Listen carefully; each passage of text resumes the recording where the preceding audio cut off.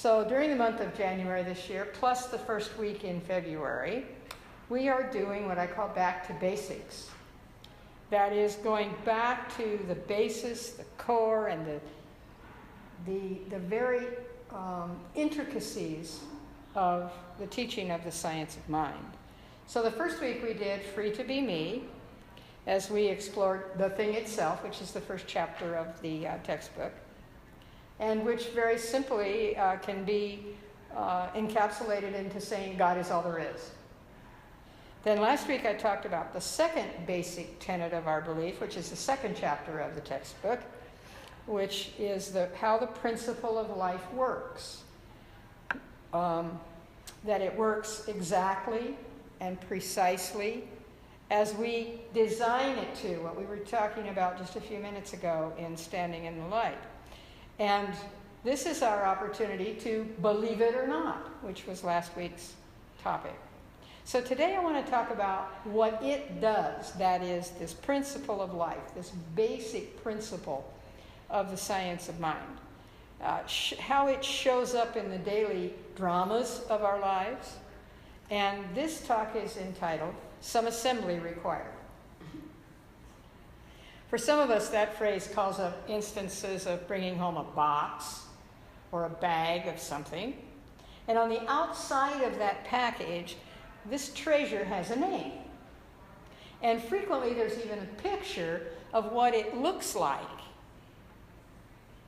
on the outside of that package. But when we open the wrapping, we unpack the box, we uncover what's inside, it doesn't look exactly like the picture on the outside. In fact, sometimes it doesn't look remotely like the picture on the outside.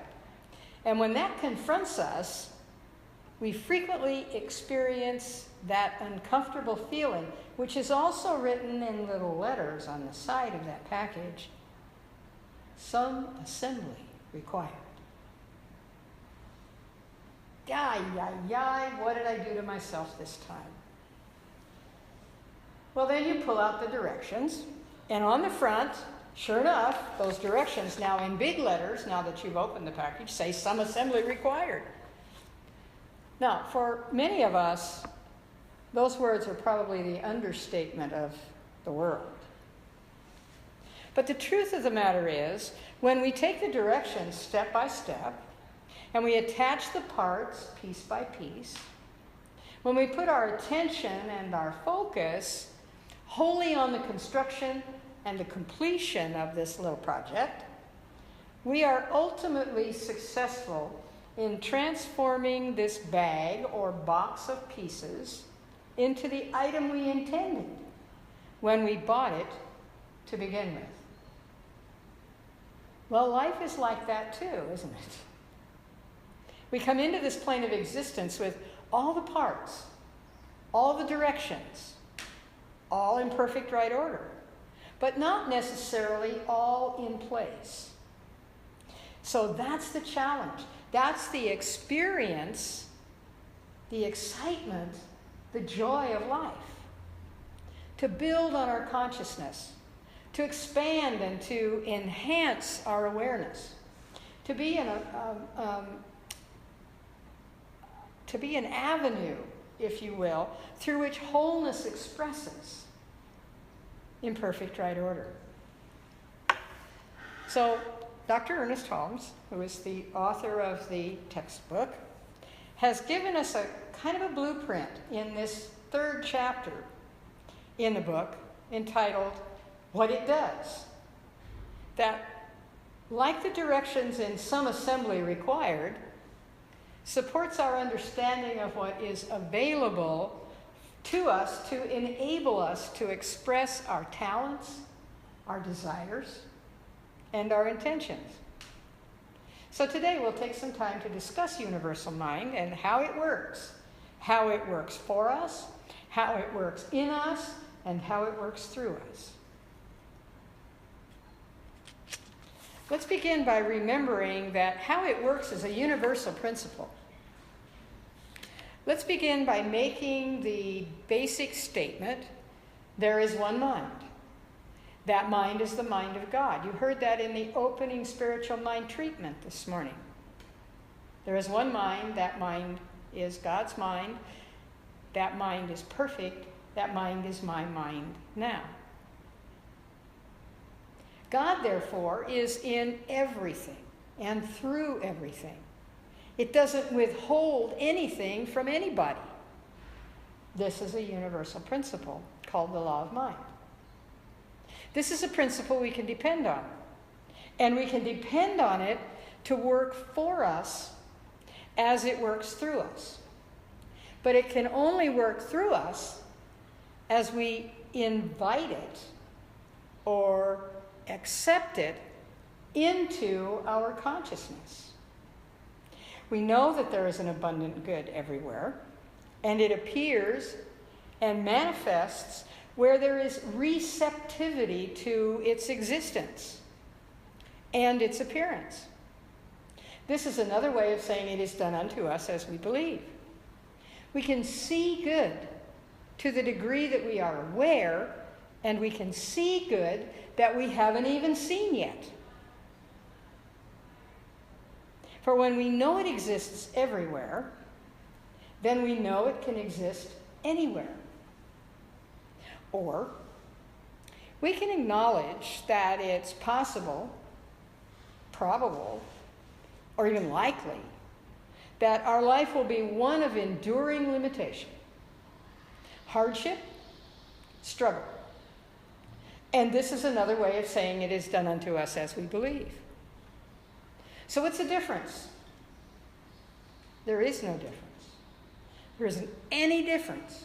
It's done unto us as we believe. Whatever we believe, that's what it does. The principle, the law of mind, creates our experience based on good wherever we find it, making it our own as far as we understand it. As far as we understand it. Here's the realization. Good is universal, and as much good as you are able to incorporate into your life, your thinking, your belief, that much is yours to have and to be. The challenge, the opportunity then, is to expand our understanding, to open our minds and our hearts to receive good in limitless supply. Let me cite an example of this in a story told by Jack Canfield in the fall of 1988. He was invited to a presentation on self-esteem and peak performance at a conference in Hong Kong. Since they had never been to the Far East, he took his wife with him, and after the conference, they went on to visit Thailand. When they arrived in Bangkok, they decided to take a tour of the city's most famous Buddhist temples. Along with their interpreter and their driver, they visited several that day, and after a while, Jack said, they all began to blur in their memories. But there was one temple that left an indelible impression in their hearts and their minds. It's called the Temple of the Golden Buddha. The temple itself is very small, perhaps no more than 30 feet by 30 feet. As they entered the temple, however, they were stunned by the presence of a 10.5-foot tall golden statue of Buddha. The statue weighs over 2.5 tons, and at the time they were there, it was valued at approximately $196 million. Needless to say, it was quite an awesome sight. That kindly, gentle, yet imposing, solid gold Buddha smiling down at them. While they were taking pictures of it, oohing and awing over the beauty of it, Jack walked over to a glass case that contained a large piece of clay, about 3 inches thick and about 12 inches long. And next to it was a typewritten page describing the history of this magnificent work of art. Back in 1957, a group of monks had to relocate a clay Buddha from their temple to a new location. Their monastery had to be moved in order to make room for a new highway through Bangkok. So when the crane began to lift this giant idol, the weight of it was so tremendous that it began to crack. And in that moment, it began to rain. The head monk, concerned about damage to the sacred Buddha, ordered the statue lowered back down to the ground and covered with a large canvas tarp in order to protect it from the rain. Later that evening, he went back to check on it, and as he shone his flashlight under the tarp to be sure the Buddha was staying dry, as the light reached that crack, he noticed a little gleam shining back. That seemed strange. So he took a closer look, wondering if there was something underneath the clay. He went to get a chisel and a hammer. Then he began to chip away around that crack, chip away at the clay. And as he knocked off shards of clay, the little gleam became bigger and bigger. And after hours and hours of labor, the monk stood face to face with that extraordinary golden Buddha. Solid gold. Historians believe, and this is a belief, that several hundred years earlier than this monk's discovery, the Burmese army was about to invade Thailand, which was then called Siam. The Siamese monks, realizing that their country would soon be overrun, covered their precious golden Buddha with an outer covering of clay in order to keep that treasure from being looted by the Burmese. Unfortunately, all of those monks were killed by the Burmese, and the well-kept secret of the golden Buddha remained intact until that fateful day when it rained in Bangkok and the statue was cracked in moving. Gives you chicken skin, doesn't it? Jack said on his way home from Thailand, he began to think about that whole scenario. He said he realized that we're all like that clay Buddha, covered with a shell of hardness that's created by fear. And yet underneath each of us is a golden Buddha, the golden essence which is our real selves. And much like that monk with the hammer and the chisel, our task is to discover our true essence. I love that story. And I can tell by the looks on your face, some of you have heard it before. It's just a wonderful example of how we can see good wherever and whenever we find it. And we make it our own as we uncover it. So how the science of mind principle and the law of mind principle works is a universal one. But the fact that it works is because of you. That's what it does. Because your consciousness comes out of the vast infiniteness that is universal consciousness. The breakthrough moment for each one of us is our own conscious awareness of our individualization within that universal consciousness. This is sometimes referred to as mental science. But what that really means, really boils down to, is watch what you think, because it's done unto you as you believe. Every action, every feeling, every moment every thought is already present in universal law. Putting our attention on it merely attracts it to us. So here's a major point.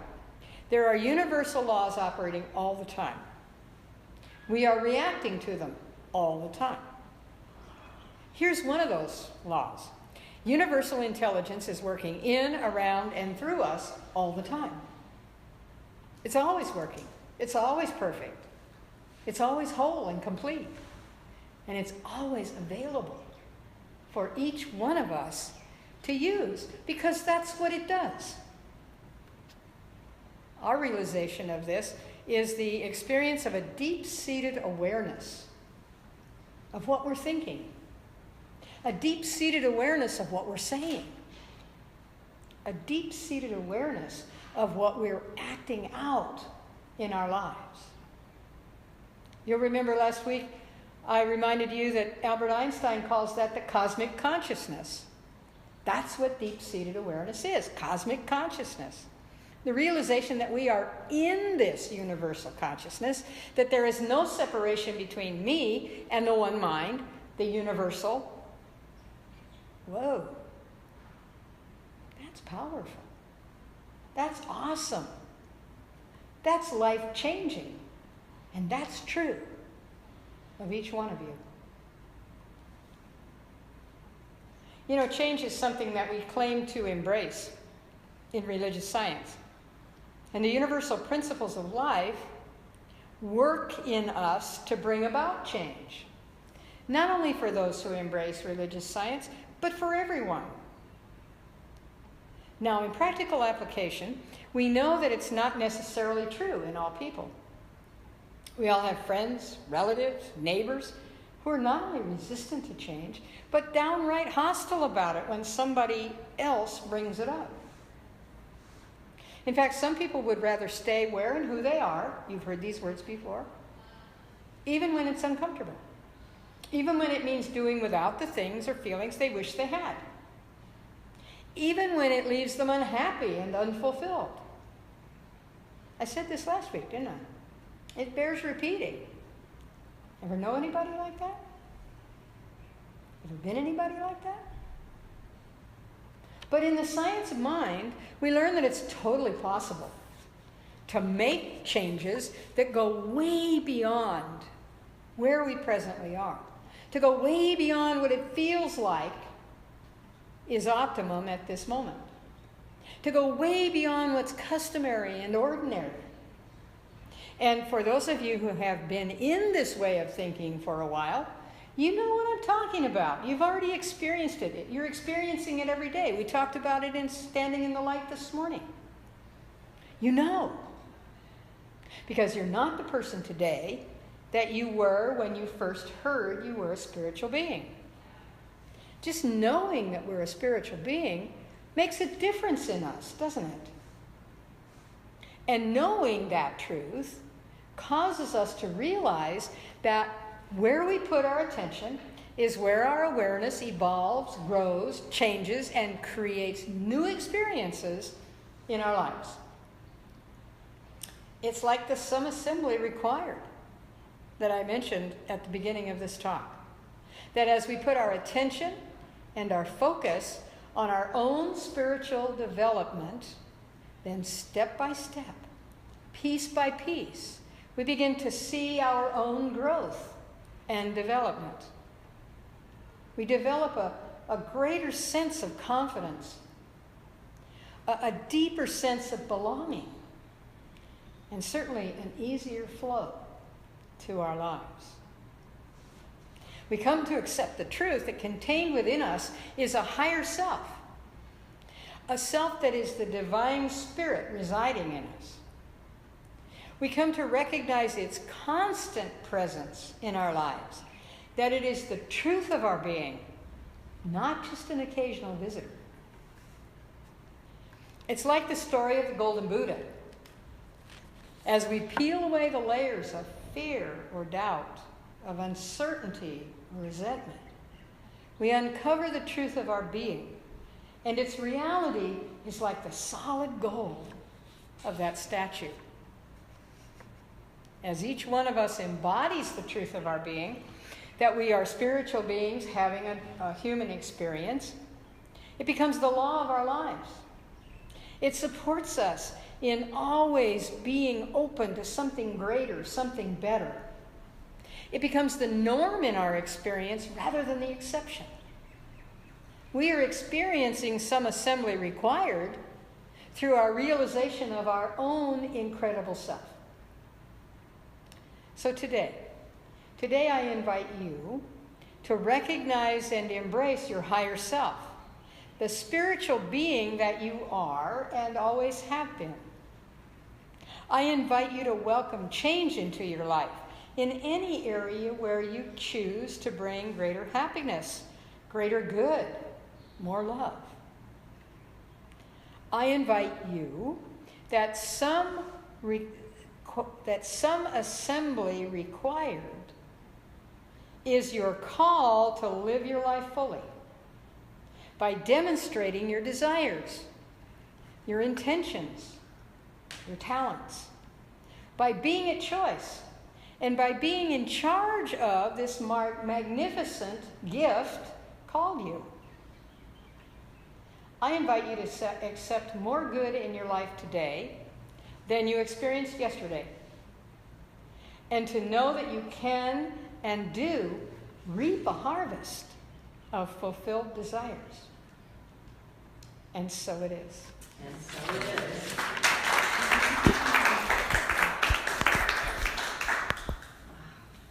Thank you, change your life.